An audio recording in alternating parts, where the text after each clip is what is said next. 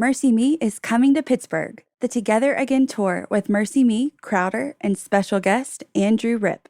Thursday, October 5th. Bring your family and friends to the PPG Paints Arena in Pittsburgh for Mercy Me, Crowder, and Andrew Ripp live in concert. 3 multiple award-winning artists on one stage for one night. Let your spirit soar, your heart sing, and your faith ignite. Mark your calendars for Thursday, October 5th. Get your tickets now at mercyme.org. I think people get so stuck with the fear. They see it as an obstacle. They don't see it as something they can get around. Life isn't about being perfect. It's about being original. People don't remember perfect people.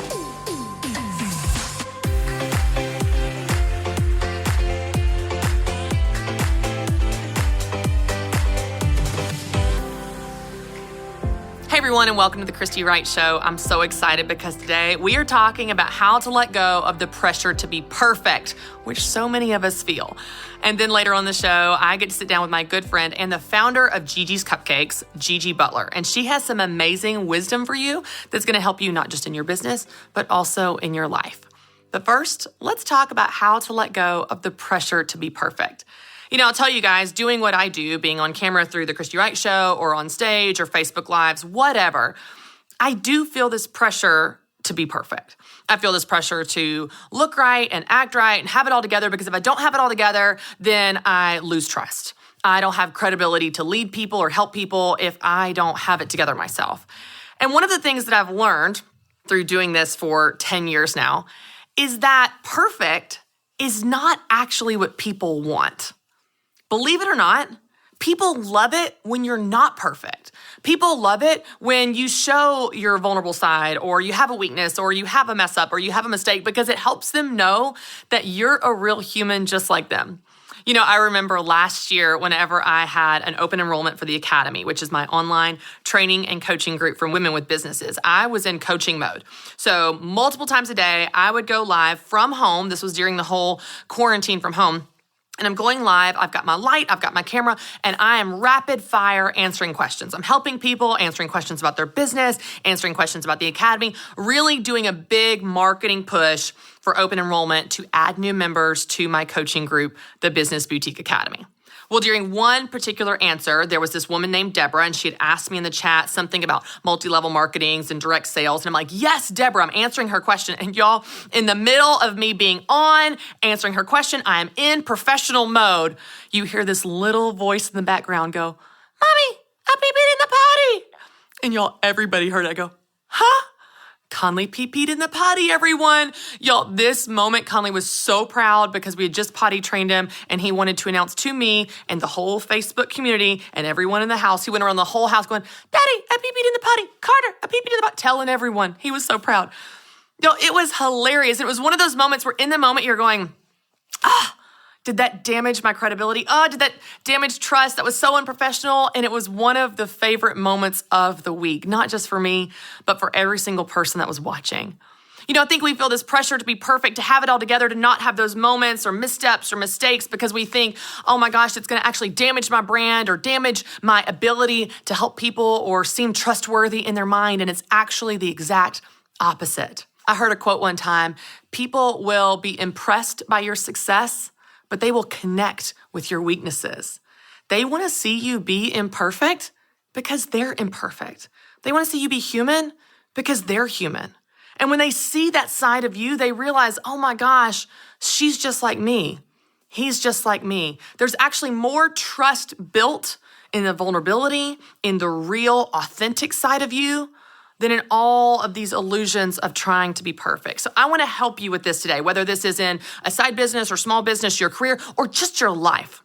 I want to help you let go of the pressure to be perfect. The first way is I want you to focus on what's right. In any situation, you can focus on what's wrong and be mad about that, and there are plenty of reasons to be wrong when things go wrong, or you can focus on what's right. Let me give you an example.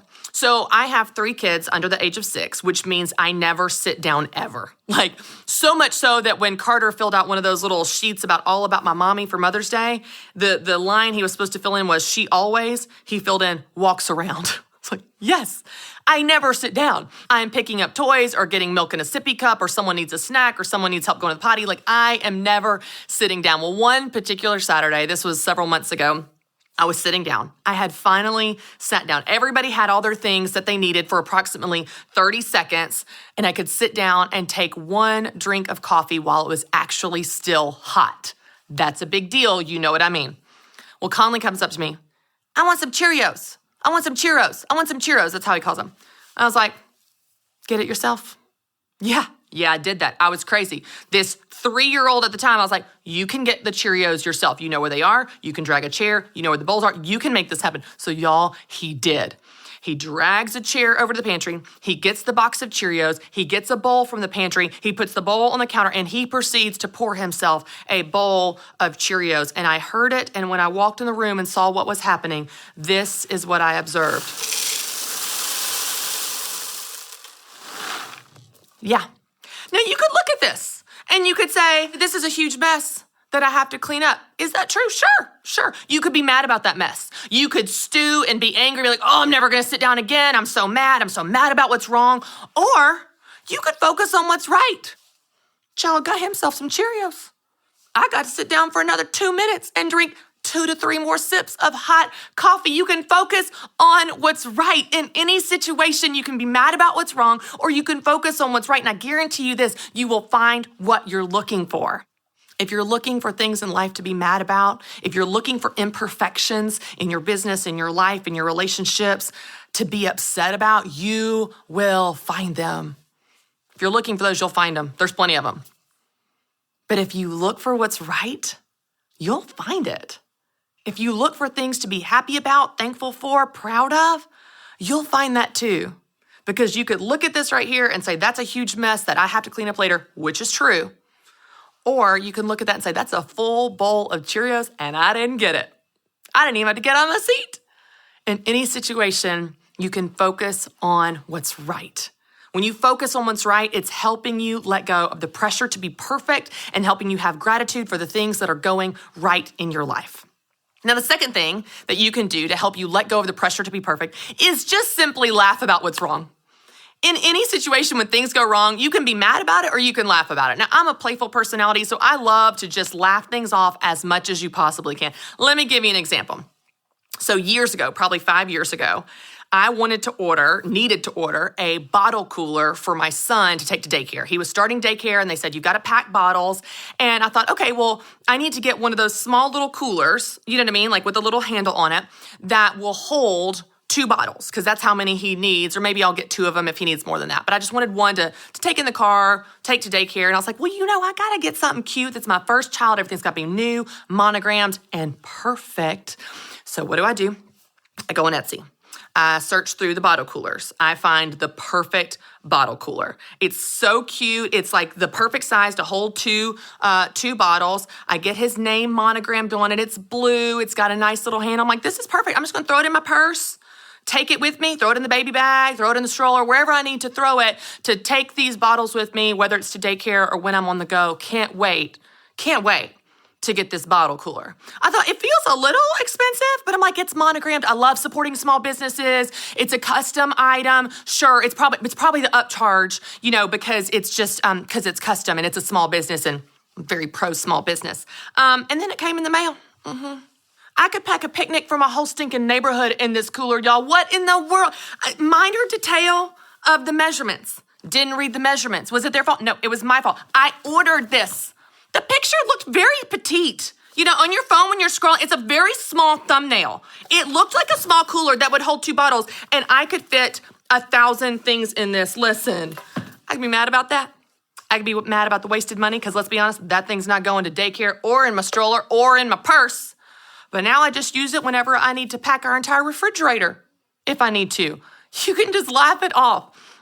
You can be mad about what's wrong, or you can laugh it off. In any situation when things go wrong, you can beat yourself up. You can feel like a failure. You can talk, oh my gosh, the money wasted, and what am I gonna do? And now it's monogrammed. I certainly can't sell it or send it back. What am I gonna do? Or you can just laugh about it. You can use it for other things and laugh it off. That's a great way to let go of the pressure to be perfect. Focus on what's right. laugh about what's wrong. And then the third way is to redefine good. Now, if in your mind, the only thing that's good is perfect, you're never going to feel good about anything. Not any blog, not any product, not any post, not any relationship, not any party, not any interaction, not anything in your life. If the only way that you define good is perfect, you're never going to feel good. So I want to help you redefine good. Do you know that good can be a lot of different things? Good can be messy. Good can be hard. Good can be weird. Good can be different. Good can be crazy. You know, I shared a story, this was several months ago. I went on a walk around the neighborhood with my 3 kids under age 6. And I had Mary Grace strapped to me, and Conley was on in the wagon, and Carter was on his bike. And it was a big production to get everybody's shoes on and get everybody choosing their appropriate riding contraption and get around the neighborhood and not get hit by a car. It was hard. It was exhausting, but it was also good. Hard things can be good. Weird things can be good. Messy things can be good. If good is only perfect, you're never going to feel good. But good can be a lot of different things. When you redefine good, you realize that you're letting go of the pressure to be perfect, and you're appreciating so many more things that were falling short of your standard of perfection before. Let me give you a ridiculous example, okay? Speaking of good can be weird, different, and crazy, my mother is good by those definitions. She is hilarious. She's one of the funniest people I've ever met in my entire life. She is an entrepreneur. She is creative. She is artistic and unapologetic about it. Like, she doesn't even she does not feel the pressure to be perfect. She just loves being crazy. She is my children's crazy Grammy, and she loves it. They love it. I love it. So my son Conley decides that he loves the Gingerbread Man. He's been watching the Gingerbread Man on YouTube. He loves the Gingerbread Man video. Well, my mom is so great with my kids. She has a way of like connecting with them and all of her creative craziness in a way that they love. So unbeknownst to me, my mother, who's not the best seamstress, to say the least, decides that she is going to sew my children a gingerbread man. Weird things can be good. Terrifying things that give you nightmares can be good. Y'all, as unattractive as this thing is, and I asked her permission before I ever brought this thing on set to tell this story for all of you. She said, oh, sure, I loved it. Conley loves it. I don't care. As crazy as it is, y'all, my son adores it. He snuggles with it every night and just cherishes this terrifying, crazy gingerbread man. You know what? Crazy can be good. Ugly, weird, different things that would never normally meet your standard of perfection can be good. So what matters more? That we buy a perfect, awesome, perfectly sewn gingerbread man with a smile from the store? Or that my child's happy? Because I guarantee you, he loves that gingerbread man way more because his Grammy made it for him. It's good. It's weird, unattractive, but it's good. Redefine good. If the only thing that can ever be good for you is perfect, you're missing out on a lot of good things. You're missing out on seeing what's right in a situation. You're missing out on the laughter that comes from what's wrong, like a giant bottle cooler or a crazy gingerbread man. You're missing out on so much. I've learned a lot from my kids. I've learned a lot from my mom. And one of the things that I have learned the most is to redefine what's good. When you do these 3 things, you can let go of the pressure to be perfect, and you can actually enjoy yourself and your life a whole lot more. Hey y'all, I'm so excited because I am sitting backstage with GiGi Butler, who's the founder of Gigi's Cupcakes and now Pies by GiGi. And Right. GiGi, you are a household name. You are famous for your brand and the difference you've made in your business. And I just would love it if we would start by talking a little bit about your backstory and how you had this dream to pursue the cupcake business and then now even this with pies. Right. And you have a really cool kind of lesson on your website. And I want to unpack that. But let's just start with the backstory. I'd love to hear a little bit about how you got into doing cupcakes and now pies. Well, as an entrepreneur, I was at 15, opened a GiGi's cleaning company. So I started that. I've always been an entrepreneur. And so that has been somewhat easy for me to take those big leaps. And then I expanded my cleaning business, came here to Nashville to sing and write. And then I had an opportunity with cupcakes. And the backstory with that is my great-great-grandmother in the turn of the century had her first bakery called Bill's Bakery in Oklahoma. But I never thought I'd be doing it for a living. So sometimes what we think we're doing, we really are we're going to use those tools, but we're going to go on a different path. Right. And the cupcakes turned into, my brother went to New York City, stood in the cupcake shop line for 2 hours and called me and said, you should open a cupcake shop in Nashville. And I said, yes. Yeah. So you have to sometimes just say yes and be open. I love how you talked to on stage whenever we were having this conversation. You said it was a common thing in your household growing up that you're going to feel the fear and do it anyway. And I say this all the time. I'm like, do it scared. And you have lived that out at every stage. Yes. It wasn't like you did it once and then you were never scared again. Anytime that you're scared, you feel the fear and do it anyway. Talk a little bit about what that's like, because there's been multiple different transitions or stages where you've had to channel that and really do it. Right. Well, my dad was an entrepreneur, and we had a Potbelly Pig business, a hair salon, restaurants, an arcade. He was All the a fireman, everything. He didn't succeed at everything, but what it taught me at a very early age is to just go for it. And if you fall on your face, you pick yourself up and you keep moving forward. And I think people get so stuck with the fear. They see it as an obstacle. They don't see it as something they can get around and have to be creative on how to get around that fear so you can pursue your goals. Because it really is just an obstacle. It's something in our mind that we have to go around, go through, blow up, go over, but we have to get around that obstacle. Yeah, and I think, just like you're saying, I think fear is a piece of the equation where a lot of people stay stuck. And then there's kind of almost this range of like, well, I don't want to fail. But then all the way on this other end of the range is kind of this, well, I have to wait till I'm perfect. I can't, I'm not ready. The website's not perfect. The cupcakes aren't perfect. The product's not perfect. My store's not ready. And I think they get stuck waiting for ready or waiting for perfection. And you say something that I think is so powerful that sets people free from perfection. Would you say that? And let's just kind of unpack this idea. Right. Life isn't about being perfect. It's about being original. People don't remember perfect people. People don't really identify with perfect people. They identify with original people. Look at all of our past, Washington, Benjamin Franklin, Leonardo da Vinci. They weren't perfect. Their lives weren't perfect, but they were original. Oh, that's so and good. if you can be original, people will remember you, and you can leave a legacy of love. And whatever that legacy is, it's not perfection. And I think women especially get stuck in I have to be perfect, like you were talking about. I have to have the right thing, You don't. You just have to step out. Yeah. That's all that creation and God asks you to do is step out. Keep moving forward. Keep going. Even in this time that we're facing right now, people are so scared to death of everything. Keep moving forward. Yeah. Keep going. Do you think they were scared in the Civil War? Yes, they were petrified. Do you think they were afraid in 1942? Yes, but we kept moving as a society and as a brave people. Yeah, I love this example because one of the things that when you talk about this idea of don't worry about the pressure to be perfect, be original. Right. It's a very freeing message. It's a message like, oh gosh, because first of all, perfection doesn't exist. There is no such thing as perfect. It's a moving target that we never actually attain anyway. And so when you realize, okay, I'm not trying to attain this impossible standard.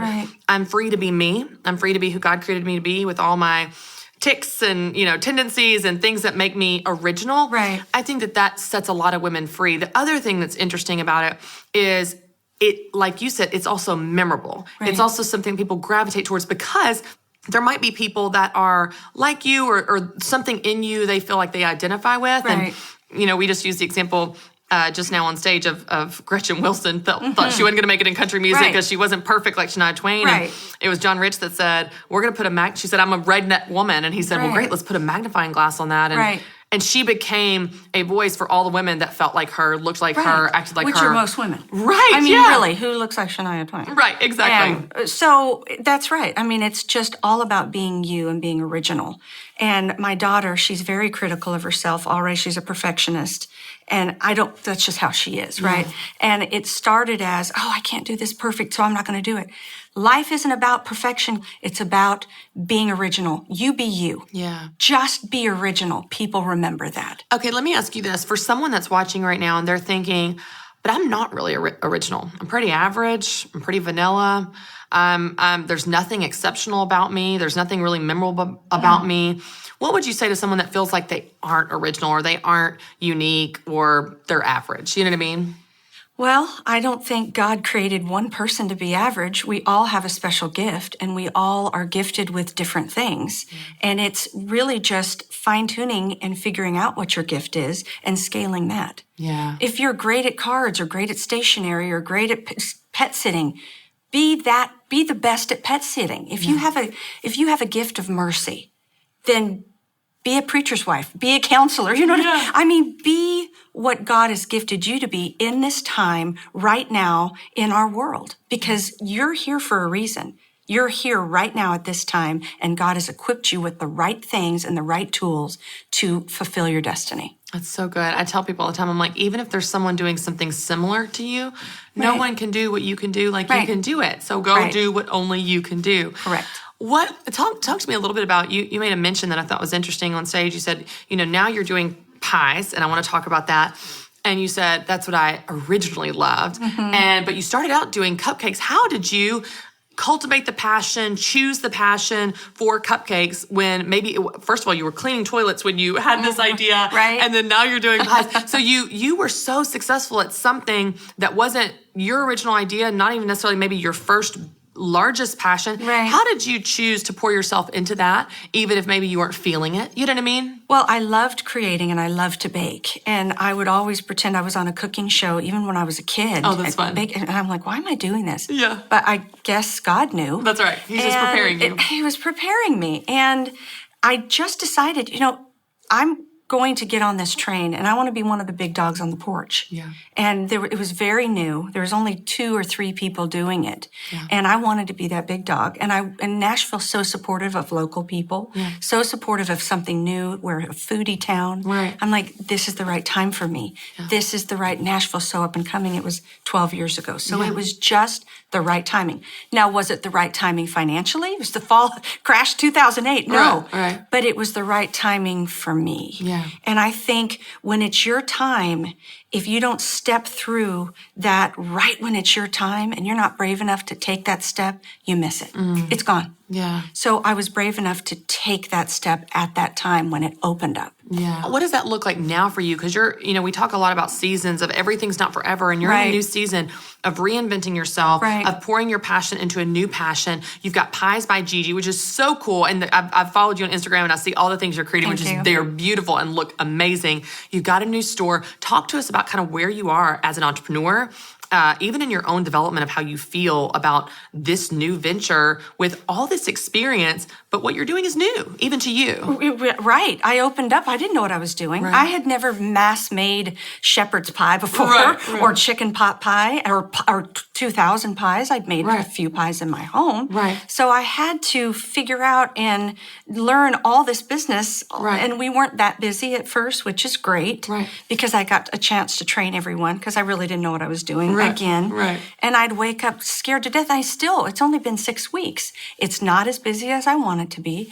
I'm the only person that's going to pay those bills. How am I going to get that done? Yeah. And I wake up scared to death again. And I'm like, I'm here again, God? I should not be afraid. Yeah. But I am. Yeah. But I'm going to continue to move forward. And I had this vision of a French farmhouse pie shop where people can come in and I can minister to them. We can have Bible studies there. We can have parties there. And I didn't get a chance to really be with my customers when I grew GiGi's Cupcakes because I grew so fast. Yeah. I didn't have a chance to smell the roses and be present. And I really wanted that chance with one store to be there every day, to be able to show my love through baking with people that it's a crazy world. Yeah. Come in, feel comfort, feel love and accepted. And that's what I really wanted to build because I didn't get a chance for that in the beginning. I had a child, I was a single mom, building stores. I went from $33 in one store to 120 stores in 5 years and a daughter by myself. That's insane. And insane. Yeah. I didn't have a chance to just be and enjoy. And right now I don't really either because I'm still figuring it out and I'm scared to death. I mean, I lay in bed going, God, how am I going to pay my bills? How am I going to do this, God? But I've been here before. Yeah. And somehow he provides. Yeah. And I'm on the brink of something amazing with this pie shop because it's very original. Yeah. It's not perfect. Yeah. But it's me. That's and I've right. poured my love and passion into it. So here we go. Yeah. And I love how you are leaning on those habits you've had through your whole life of, oh, I'm scared, but that's okay. That's not going to stop me because I've been scared before and I've done it anyway. Right. And so I love that. GiGi, it's just amazing to hear your story because your story of perseverance and persistence and the grit and the how you put your passion and heart into everything, those are the qualities that make people last. Those are the qualities that can't be taught. Those are the qualities that make people successful. And I think so many women that I work with, especially in business through Business Boutique, they're waiting for a business degree. Right. They're waiting for a piece of paper or permission to do the thing they want to do. And I'm going, all you need to do what you want to do, you already have within you. That grit and that drive. Yeah, I love that. Well, I know people want to learn about how they can find out about Pies by GiGi and everything that you're going on. So tell them where they can connect with you on social media and learn more about your new business. You could go on official GiGi Butler on Instagram and Facebook, and then piesbygigi.com. You can go on the website. We started national shipping a week ago. So we're shipping nationally all across the country. So we're excited about that. And then there is Pies by GiGi on Instagram. I love it. Well, that's going to be huge for the holidays, I'm sure, because some people don't want to cook. GiGi, you're amazing. Thank you for so being much. here. Thanks for your time. Thanks. All right, y'all, I would love to share a verse with you from Galatians. And this is one of my favorites, specifically in the Message translation. So I want to read this to you. This is Galatians 5:25 and 26. Since this is the kind of life we have chosen, the life of the Spirit, let us make sure that we do not just hold it as an idea in our heads or a sentiment in our hearts, but work out its implications in every detail of our lives. That means we will not compare ourselves with each other as if one of us were better and another worse. We have far more interesting things to do with our lives. Each of us is an original. I love this verse because it's not only this reminder that each of us is an original and you and all of your weird, quirky imperfections is actually exactly how God created you. And there's something good and beautiful about that. But it's also a reminder not to compare yourself. Because I think a lot of times the pressure we feel to be perfect, to keep up, comes from exactly that. It comes from comparison. It comes from some perceived idea of she's the perfect mom and she has the perfect body and she has the perfect house and she has the perfect job and all these other people have something that you don't. And so you feel this pressure to get what they have, to be who they are, whatever that represents in your mind. But you know what? Every single mom struggles with her kids. Every single person struggles with body image. Every single person has bad days at work. Every single business leader has self-doubt. Every single human struggles with these things. And so I love this reminder not to compare yourself with someone else, as everyone always says, someone else's highlight reel or someone else's version of success, but to remember that you are an original. I love how it says, let's not compare ourselves with each other as if one were better and another worse. We have far more interesting things to do with our lives. Isn't that the truth? You and I have much better things to do with our lives than compare ourselves to someone else. You are an original. I'm an original. And that may mean that we are imperfect, but it doesn't mean it's not good. And so I want to give you some journal questions to think about as you pray about this and process this and put it into practice in your life. The first question is this: what's going right in your life right now? What's good? You know, we talked about focusing on what's good. In any situation, you'll find what you're looking for. And if you're looking for things to be mad about, you will find them. And if you're looking for things to be happy about, things that are good, things to be grateful for, you will find them too. So what's going right? Take a few minutes to write down what's right now.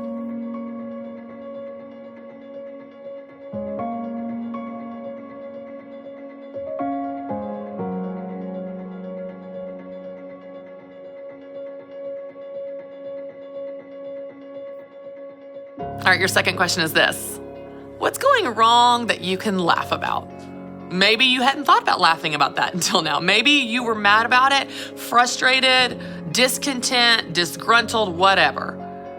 Maybe if you look at it with new eyes, look at it through this lens of laughter and just give yourself permission to be imperfect, give yourself permission to laugh it off, it'll completely change the way you view and experience that thing, that mistake or setback or failure or imperfection.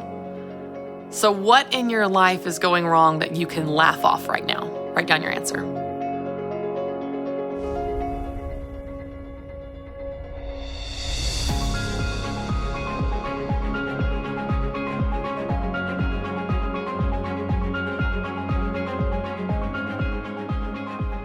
And lastly, how can you redefine good?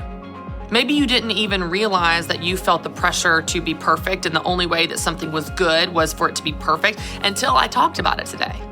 But now you realize, wow, I have been missing out on so many things that are right and good and weird and hard and crazy and different and unique and maybe even difficult, but they're also still good. Maybe you had a product in your business that you put out there and it didn't sell well, but you learned what went wrong and you're able to fix it. That's good. That's a good lesson. Maybe you had a conversation that was hard between you and someone. You set a boundary or experienced some conflict, but you got through it. That was uncomfortable, but it was good. It was healthy. It was needed. So how can you redefine good? Maybe make a list of a few things that you've been going through that you saw them as bad, but now you realize they're actually good. As you redefine good, good is not just perfect. It can be good, even if it's not perfect. Write down your answer of how you want to redefine good.